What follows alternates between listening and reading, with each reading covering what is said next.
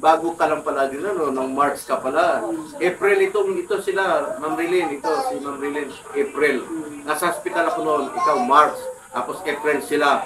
Tapos April, May, June. May, June, July. July ako. Nabautismuhan ako, July na. Paglabas ko, ano? July, October. October na. October na pala. Magkasunod lang pala tayo, brother.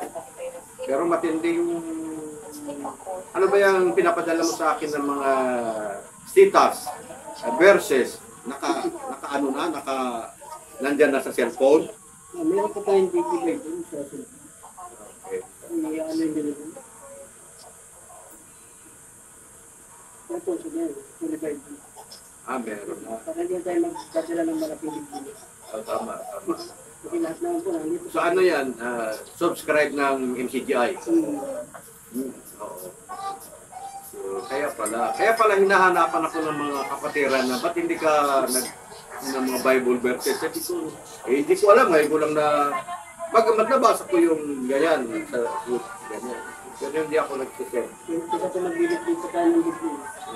Nagla-like lang po ako pag may mga Bible verses silang pinapadala, nagla-like lang ako. Yung pala, ganun pala ang ginagawa mo. Mamimili ka lang kung alin doon, ano? Dito yung simple yung makatarig din po sa puso natin yung pagkain. Para ipagkatarig na yung... Pero matanong ko lang ikaw, bago ka umanib sa dating dati kay Katoliko, Marami po akong nagkilsaday tapos, ano pa? Ano ako sa Mormon. Sa Mormons din, tapos, hindi ka ba nasaktan na si Brother Eli nagsasabi tungkol sa Mormon? Tama lang po yung... Tama lang, ano? So, El Shaddai, anong nauna, El Shaddai? El Shaddai po, binabasa ko. Okay. Tapos, nag-Mormons. Pagtapos, Yung magkasawa, Mater Day. Later Day? Mater Day. Ano yung di ko alam? Marriage encounter. Ano yun? Marriage encounter, ano yun? Ay, sige, buksan nyo na yan. Oh.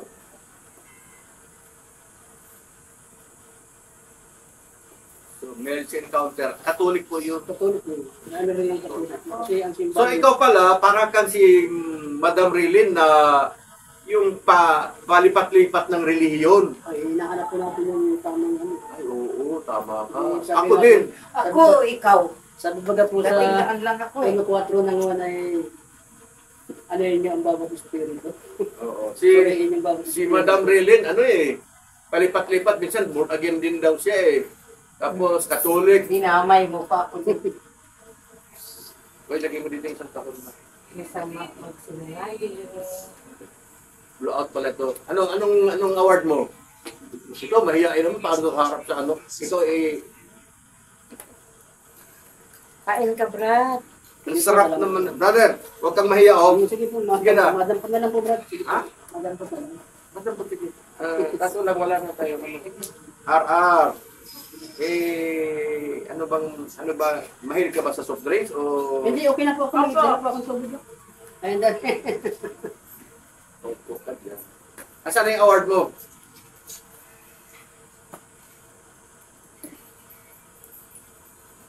Binabayaran ko yung award niya.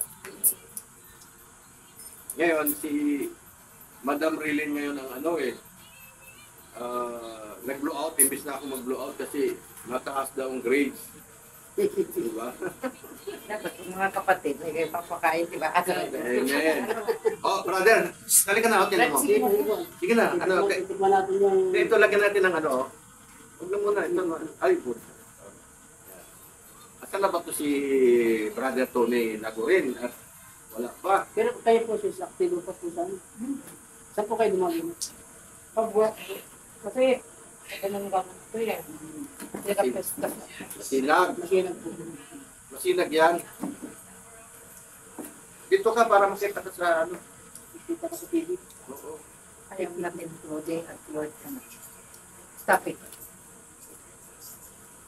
Ay ka. Talagang pagkakataon nito na ang sarap ng ano ah. Pizza. Init lang din. May pa po. Mainit pa saka hindi. Maraming cheese. Bago yan, ganun sa panuwang maliban na.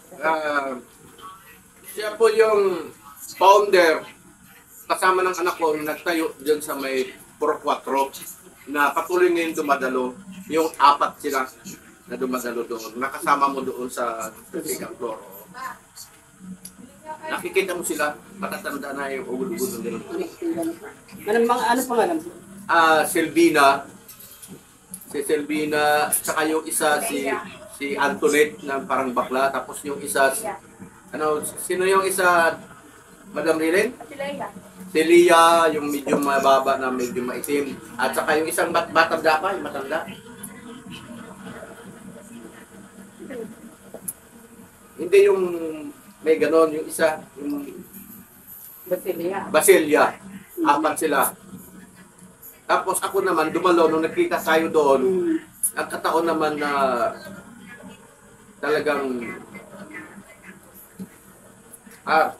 dito kuha ka dito. Wala na akong, ang pera ko patama lang sa pagkain. Hindi naman alibay.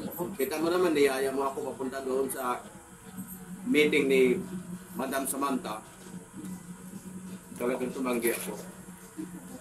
Tapos kahapon, isang araw pala, Sabado, wala, hindi na, magugutom kami dito. Sila, walang mga trabaho, napunta sa pagkain lang.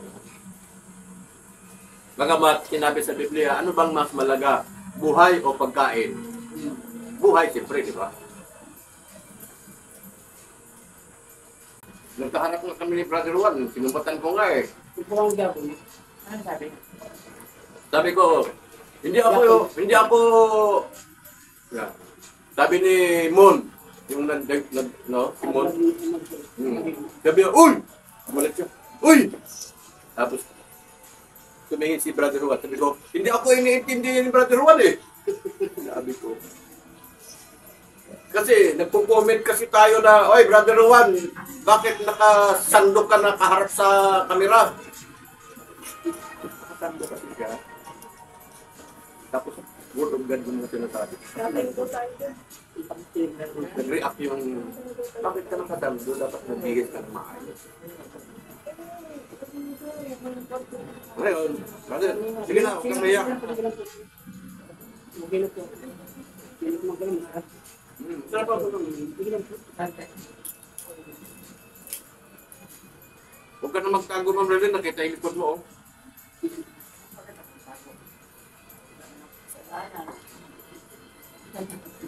Malaki po itong area niyo. Hanggang doon. Hanggang doon, sa likod. Meron pa po dyan sa likod. Ayan, oh. Ayan, oh. Hindi ba kang dito sa punit? Hindi, yung bastuan. Ayun. Diyan sila natutulog ako dito.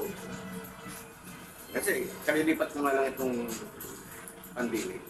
Kalilipat ko lang. Diyan ako nakatira, oh. 16 years. Dahil sa kamay niyo? Oo. Bahay ng kapatiran natin. Niyaya niya ako na tumira dito. Noong panahon na walang tao dito, kami lang ng anak ko. Siyempre, kapag niyaya ka, ikaw yung magwalis. Kaya nagwalis dito hanggang dyan, hanggang sa likod, hanggang sa gano'n. Bago ako papasok sa trabaho, magwalis muna ako. Kasi mahirap yung, may masabi yung kapatiran na nagpatira sa iyo na hindi ka marunong makisama. So nagwalis ako.